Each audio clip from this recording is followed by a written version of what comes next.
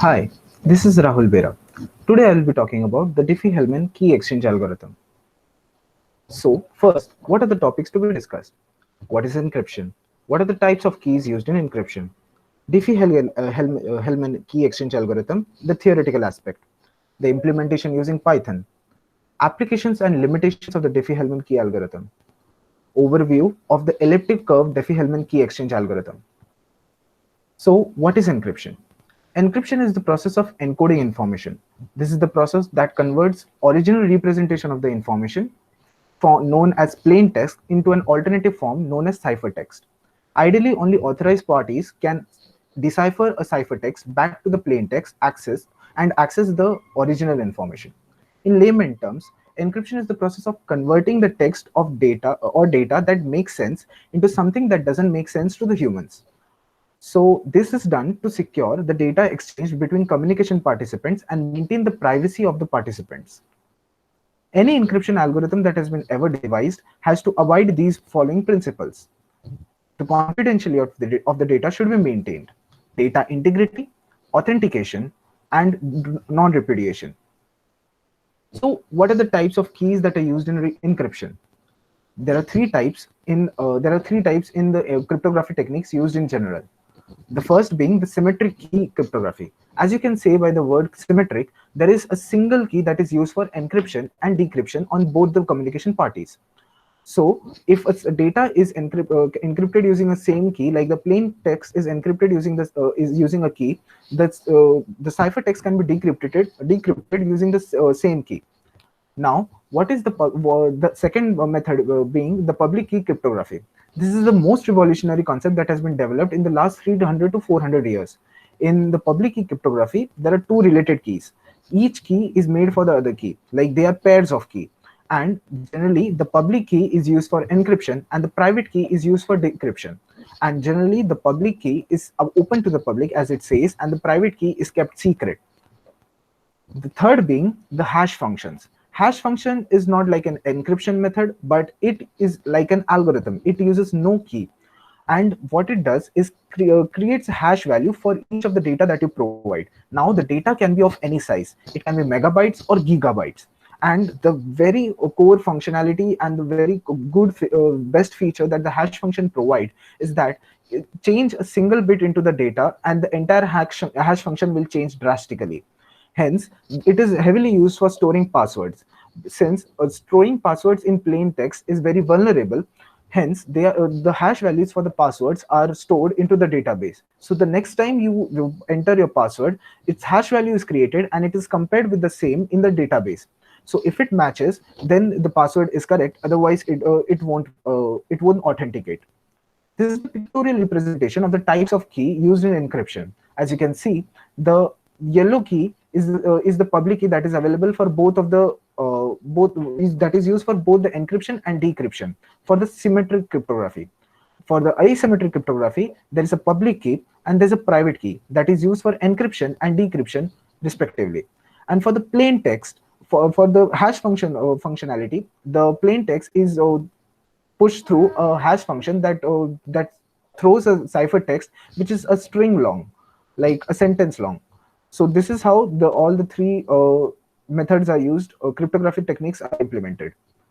Now talking about the Diffie-Hellman key exchange algorithm. This is the most famous analogy used for explaining the Diffie-Hellman key exchange algorithm. Here, the initial common paint, yellow paint, is the generator key that is available to the public. The red paint and the cyan paint are the private keys of the respective communicators. When the respective colors are mixed, the mixture is shared with each other. The private key are then added to the respective mixture. So, like the private key that is decided by Alice and Bob are then again added to the public key that are generated in the previous step. The resulted mixture obtained will be the same for both the communicators. Thus, the key has been exchanged between both the communicators without the public knowing about it. This is the mathematical representation of the same algorithm. As you can see, the public here, the generator key and the prime number n that is agreed upon by Alice and Bob is available in the public. the Alice decides a private key A, whereas Bob decides a private key B. Now this generator key is raised to the power of A, and a modulus of n is applied for the public key on the Alice side, whereas G is generator key is raised to the power of B, and a modulus of n is applied to generate the Bob's public key. Now these public keys are exchanged between Alice and Bob. Then these public keys are again raised to the power of the private key of respective communicators, and a modulus of n is applied to get the common key that they will be using for encryption in the further process. This is the pictorial representation of the stepwise algorithm of this approach. So the step one being both the parties agree upon on a prime number and a generator. The step two being generate a private key. Then they calculate the public key. Then they exchange the public keys and they calculate the shared secret key. Now here's a small example of the Diffie-Hellman key exchange algorithm. First, Alice and Bob agree upon two numbers, the prime number 13 and a generator 6. Now Alice decides upon a private number 5, whereas Bob decides a private number 4. Now this private number of Alice 6 is raised to the power of 5. The generator 6 is raised to the power of 5, and a modulus of 13 is applied to get the public key of Alice as 2, whereas Bob's so the generator key 6 is raised to the private key of Bob, and the modulus of 13 is applied to get the public key as 9. These public keys are then shared with each other, and then these public keys are again raised to the private keys of the respective communicators. Thus, the shared secret of 3 is obtained. Now, the implementation using Python. So let's go to the code. First, as you can see, in order to make this more realistic, I have used socket programming to implement a server and a client. So first I will be importing a socket. Then the G and the P, the generator and the prime number, are decided upon on both the sides. Then the private key B is also set up on both the sides. Then the IP address and all the socket related stuff are defined here. So as you can see, the parameter that has been passed into the socket is socket.sockstream. So this shows that it is a TCP socket. Now this socket is bound to the IP address and the port that has been defined above, and the server then listens for one of the clients.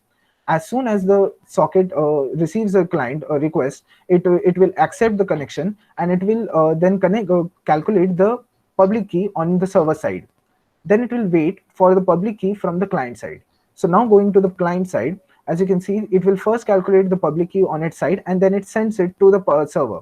Now the server then again will send the public key that it has calculated to the client. Now using this received public key, now this received public key will be then generated into the key that they both will share. And after that, they can go on with the communication between each other. Let's get into a demo. So here, as you can see, I will first run the server and then the client. As you can see, both the keys have been exchanged, and they are 52. Now let's send a message from the client side to the server side. As you can see, hi has been received as the message from the client, and then let's send hello from server to client, and it has been received too. Let's close this communication by typing exit. The communication has been closed. So this is the implementation part using Python using sockets. Python and sockets. So now talking about the applications of Diffie-Hellman algorithm. Many protocols that are available in the market uses a Diffie-Hellman algorithm all the time to enhance security, and few of them are Secure Shell, SSH, then the Transport Layer Security, and the Secure Sockets Layer, TLS and SSL. Now these names will be familiar because when we shifted from HTTP to HTTPS, we heavily relied on TLS and SSL. Now HTTPS is the reason why most of the websites are secure nowadays. The other applications of Diffie-Hellman algorithm being the public key infrastructure, PKI, the internet key exchange, IKE, and the information protocol security, IPsec. As every coin has two sides, the Diffie-Hellman key exchange algorithm is not perfect. There are its limitations. The following are the limitations of the Diffie-Hellman algorithm. Lack of authentication procedure. There is no authentication procedure that is available for the Diffie-Hellman key algorithm. The algorithm can be used only for symmetric key exchange. As you remember from the previous slides, that after the key exchange has been done, the key on both the sides of the server and the client, or the both the communication parties, is the same. So, and as you remember from the types of keys, asymmetric key exchange requires two different distinct keys, a public key and a private key. But but in symmetric key, you have a single key that is used for encryption and decryption. Hence, since Diffie-Hellman key exchange algorithm provides a same key for both the parties, only a symmetric key encryption can be used for using this algorithm. As there is no authentication involved, it is vulnerable to man-in-the-middle attack. I will be talking about this attack in a few seconds. As it is computationally intensive, it is expensive in terms of resources and CPU performance time. Since the numbers of A, B, G, and P are hugely large, when these numbers are raised to the power of these large numbers, the computation becomes heavily expensive. Hence, it is not that much preferred. Encryption of information cannot be performed with the help of this algorithm, since as it was said that Diffie-Hellman is a key exchange algorithm. It only shares the key between the two communication parties. There is no encryption involved between using this algorithm. Digital signature cannot be signed using Diffie-Hellman algorithm. So now talking about the man-in-the-middle attack. Here, as you can see, there's a communicator as Alice and the other communicator as Bob. Mallory is the man in the middle. So when Alice sends her public key to the server, but as Mallory is the man in the middle, it passes through Mallory. Now Mallory doesn't respond back to Alice right away. It rather keeps the public key and then creates a public key of his own, and then redirects it to Bob.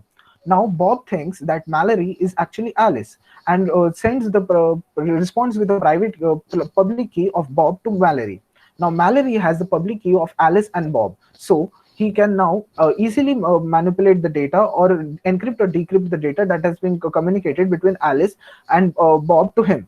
Now whatever the data that has been received from Bob, it can easily manipulate it and share it with Alice, as it now has the public key of both the communicators, thus continuously intercepting all the data that has been transmitted between the two users. In order to solve this problem, elliptic curve Diffie-Hellman key exchange algorithm was invented. Elliptic curve cryptography (ECC) is an approach to public key cryptography based on algebraic structure of elliptic curves over finite fields. ECC requires a small key as compared to non-ECC cryptography to provide equivalent security.